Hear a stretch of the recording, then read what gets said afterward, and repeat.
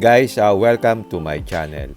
Today, I'll discuss the relationship between torque, horsepower, and RPM. Di ba yun palagi ang nating naririnig o nababasa? Ano ba yung relationship nila? I'll try to explain this in a simplest term as possible based on my understanding at saka yung napag-aralan natin nung araw. Very interesting talaga ang internal combustion engine. At of course yung thermodynamics. Kasi yan ang relationship ng mga ng mga moving parts sa engine. At saka yung relationship ng pressure and temperature. I hope na panoorin nyo hanggang sa dulo para mas maintindihan nyo. And don't forget to like, share, and subscribe. Halika, samahan nyo ako. Okay, simula tayo sa torque. Palagi nating nadidiscuss, di ba? Torque. Oh, mataas ang torque niyan. Pero ano ba talaga yung ibig sabihin ng torque sa engine?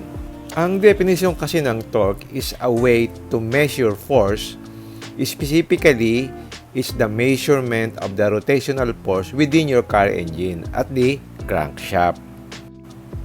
In other words, torque is the turning ability of the engine. Meaning to say, the ability to turn its flywheel. Yung ba yung lakas ng makina?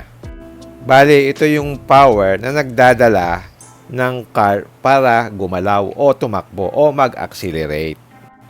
Para mas lalo nating maintindihan, ito yung picture ng crankshaft sa engine. Diba itong crankshaft umiikot yan, nakakabit yan sa flywheel. Yan ang umiikot, yan ang nagbibigay ng torque, no. Yun naman ang gagaling doon sa up and down motion ng piston doon sa cylinder head. Yung lateral motion tinatransmit niya into a rotational force para maka-create ng torque. So yan. Basically, pagbilis nung ikot nung crankshaft with the same amount of force, the more power that the engine will make. Yung power naman nanggagaling din dun sa laki ng makina, no? For example, yung displacement.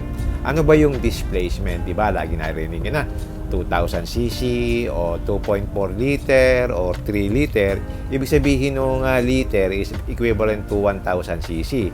So, kung 3 liter ka, 3,000 cc yon. So, how do you compute that? Bali, para ma-compute mo yung displacement is kukuhanin mo yung volume ng apat na cylinder. Kasi yung piston, di ba? Yung piston, pumupunta yun sa top dead center, saka doon sa bottom dead center. So, yun ang ngayon ang kanyang length of stroke. So, by mathematical formula, para makuha mo yung volume ng cylinder, yung pi d squared over 4 plus the length of the stroke, that's the volume. So, yung volume ng isang cylinder ngayon, kung 4 cylinder siya, i-multiply mo ng 4.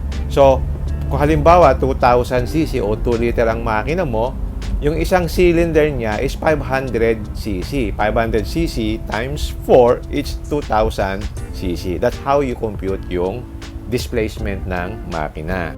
So, depende yan sa length of stroke at saka yung diameter ng bore mo. So, pag smaller yung bore mo, halimbawa, same yung length of stroke, mas maliit yung displacement mo or cubic centimeter.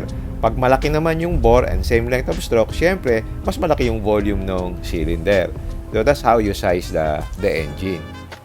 So, ito yung itsura ng piston na nasa loob ng engine. Nandyan yung length of stroke at saka yung diameter ng piston. So, yan ang volume. Yung apat na cylinder niyan, i-add mo together. Now, ano ba yung kahalagahan ng displacement? Eh, di ba, normally, pag bibili ka, gusto mo malaki yung displacement. Gusto mo 3 liter than 2 liter or 2.4 liter. Kasi ang feeling mo, pag mas malaki yung displacement, mas malakas ang makina. That is the basic assumption. But nowadays, marami ng maliit na makina. Ibig sabihin, mas maliit ang displacement, pero mas kasing lakas ang horsepower na nadya-generate. Ibig sabihin, mas efficient yung engine. So, hindi basihan yung displacement lang. Kasi yung 2 liter, pwede ang katumbas lang 1 liter na makina na ngayon. Tapos naka-turbocharge ako. I will have the same horsepower rating at mas maliit pa yung engine ko. So, dapat titignan mo din yon pag tumitingin ka ng makina. Now, anong connection naman ng maliit na makina? Siyempre, pagka maliit yung makina mo, mas magaan. So, mas fuel efficient siya doon sa mas malaki na makina. Kasi theoretically, pag malaki yung piston mo, malaki yung length of stroke mo, mas malaki yung volume at gas, tsaka air-fuel mixture, mas maraming fuel na kakailangan pa para ng combustion than the smaller engine. So, again, yung fuel efficiency ang pinag-uusapan natin dito. Okay, punta naman tayo sa horsepower. Ang horsepower, ibig sabihin niya is the total power output of the engine measured in horsepower. In simple terms, it's actually the amount of power that is transferred from the engine to the wheels. 1 horsepower is actually equivalent to 746 watts or 0.746 kilowatts. May formula pag-compute ng horsepower. Ang isang horsepower kasi, ang definition niya, ito yung power na kailangan mo para mabuhat ang isang bagay na kasing bigat ng 33,000 pounds na 1 foot ang distance in 1 minute. So ano ngayon ang relasyon ng horsepower sa torque at saka RPM? Bale, ang formula kasi ng horsepower, para makuha mo yung total horsepower, kailangan kuhanin mo yung torque, multiply it by the RPM or revolutions per minute ng engine, divided by the constant 5252. And torque can be expressed in foot-pound or Newton-meter. Sa ngayon kasi ang ginagamit sa torque, di ba, makikita nyo is Newton meters. So yung torque is laging inire-relate mo sa RPM. Kaya makikita mo, di ba, pagka sa mga spec sheets ng mga makina. Kuha tayo ng sample, yung Nissan Terra versus Montero Sport. Yung Nissan Terra, meron siyang 450 Newton meters at 2,000 RPM, while yung Montero Sport is 430 Newton meters at 2,500 RPM. So, yung Nissan Terra, higher torque at lower RPM. Sa ngayon kasi, ang ginagamit na is yung metric horsepower o they call it PS. Sa SI units kasi, ang tawag is horsepower.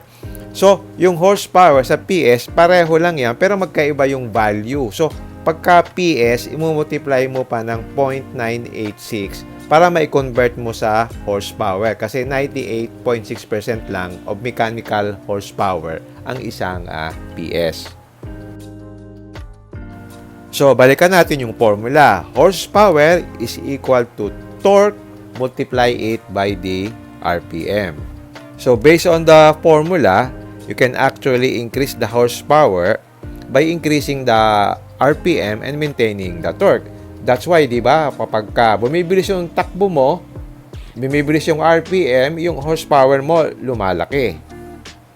Now, balik na rin naman natin. Pag binabaan mo yung RPM mo, para makuha mo yung same output na horsepower, lalakihan mo yung torque mo.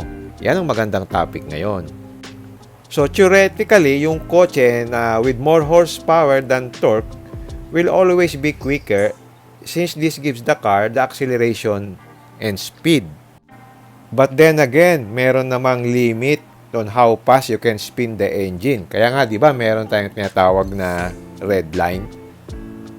Yun yung makikita mo doon sa iyong tachometer, di ba? Diyan ngayon pumapasok yung engine tuning ng mga car manufacturers. So, yung iba, ginagawa nila, ibinababa nila yung RPM, tinataas naman yung torque so that the engine can produce greater horsepower at lower RPM. Which is maganda. Imagine, tumatakbo ka at lower RPM pero ang lakas ng acceleration mo kasi malakas yung torque mo. So, that's the best combination. Lower RPM and higher torque. So, since di ba sinabi natin yung torque yung lakas, ano? Kaya yung mga sasakyan na kailangan mo ng lakas like yung mga truck na may mga panghakot o mga panghila, kailangan malakas yung torque mo. Kasi yung torque kasi, yun yung ability ng sasakyan to start from complete standstill, di ba? So, it all depends on how much torque ang design ng engine niya. Now, the question you will ask, does more torque mean better towing capacity? The answer is yes. This is because yung low-end RPM generated by the higher levels of torque allows the engine to easily carry yung heavy loads. So, mapapansin mo, yung high torque na vehicle will be able to tow yung mga trailers or other objects o kaya magdala ng mabibigat at low value of RPM. Kaya makita mo yung mga truck, low RPM, ang bigat ng karga pero umaahon sa bundok at low speed, di ba? Kasi ibig sabihin yun, high torque yun. Ang isa pang aspect ng torque is the greater the torque, the greater the acceleration. Kaya yung mga supercars, ang taas ng kanilang torque at higher RPM, gaya nitong Koenigsegg at saka itong Bugatti Chiron. So pagka naka-accelerate ka na, di bibilis ka na, nagbi-build up na yung RPM. So mapapansin mo, yung power magda-drop, di ba? Hindi siya tuloy-tuloy na mag-accelerate. So, kailangan mo mag-change ng gear. So, para ma-maintain mo yung, mapabilis mo yung speed, mag-change ka ng gear. Kasi may different power band lang yung, yung engine mo.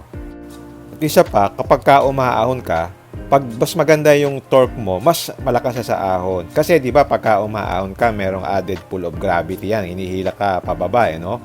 So, you will require more torque at low RPM para ka makaahon. Kaya pansinin mo, mas malakas yung mga diesel engines sa ahunan kasi mas mataas ang torque ng diesel engines at low RPM. Ang diesel engine kasi normally longer yung strokes niya. So, napoproduce niya more torque and more power.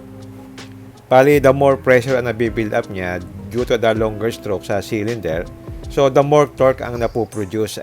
Okay, balik naman tayo sa horsepower. Posible ba na lesser yung horsepower ng isang kotse, mas mabilis siya dun sa mas mataas ang horsepower?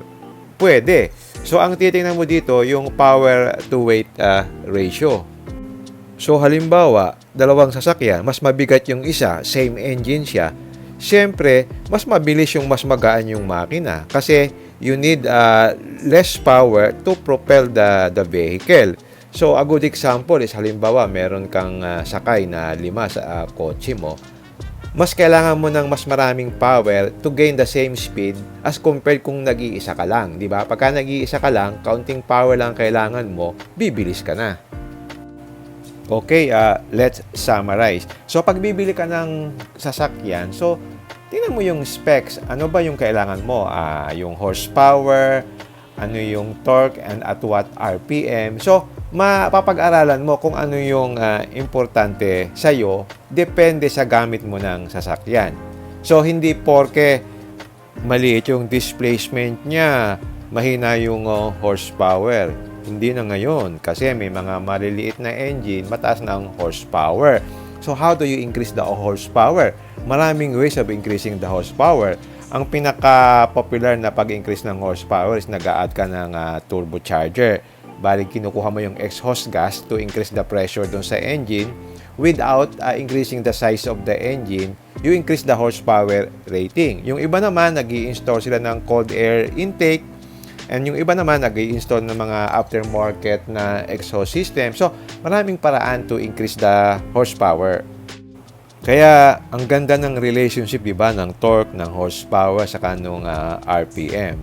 Bali, in simple terms, yung torque makes your car quick. Yung horsepower naman makes your car fast. The other question to ask is, does torque increase pag nag-increase din yung speed? At certain point, pag nag-increase ka ng speed, yung torque bababa at certain point. Yun ang design ng engine. So, yung mga engine, meron niyang graph ng torque saka yung RPM. Doon na, di ba, pag nagtetest ka doon sa dynamometer, yun ang tinitingnan nila. Yung RPM saka yung torque. Parang ganyan. You will see, at a certain RPM, bababa yung torque while yung speed mo mag-i-increase. So, yung rated horsepower, yun na yun. Kung 200 horsepower, 200 horsepower lang yung kanyang maximum capacity rating based sa design ng engine. So in conclusion, the speed and torque are inversely related. As the output speed increases, the available output torque also decreases proportionately. Inversely naman, as the output torque increases, the output speed decreases also proportionately. So, i-relate naman natin sa everyday driving. So, pwede mong tanungin, which is better? Torque at low RPM o torque at higher RPM? Generally, mas maganda yung to have a higher torque at low RPM. Kasi, ibig sabihin, mas maganda yung acceleration mo. And it's more fun to drive. But that is during daily use. But if you're having a powerful car like yung mga supercars, importante doon yung high torque at higher RPM. Ang ibig sabihin doon, more power while you are already speeding. Kaya mas mabilis siya. As a good example, yung Nissan Terra is higher torque at lower RPM as against the Montero. Supposedly, dapat mas malakas yung kanyang acceleration. Pero in reality, based on my experience, mas maganda ang acceleration ng Montero Sport. Why is this so? Maybe because mas maganda yung gear ratio ng Montero Sport. So yung transmission niya mas maganda and then 8-speed pa siya. So hindi lang yung yung torque and RPM and horsepower. Dapat yung transmission din magma-match doon sa power delivery na kailangan. Now that alam mo na yung power rating ng sasakyan at tinitingnan mo, yung horsepower, yung torque, yung RPM niya, the best thing to do is mag-test drive ka para maramdaman mo kung ano talaga yung performance sa actual. Kasi alam mo naman sa sasakyan, maraming moving parts na interrelated. Pag meron kang ginalaw dun sa isa, maapektuhan yung isa. Okay, hanggang dito na lang. I hope I have given you some insights of the relationship between horsepower, torque, and speed. Alright, if you like this video, don't forget to like, share, and subscribe. Until next time, see you again in my next vlog. Bye!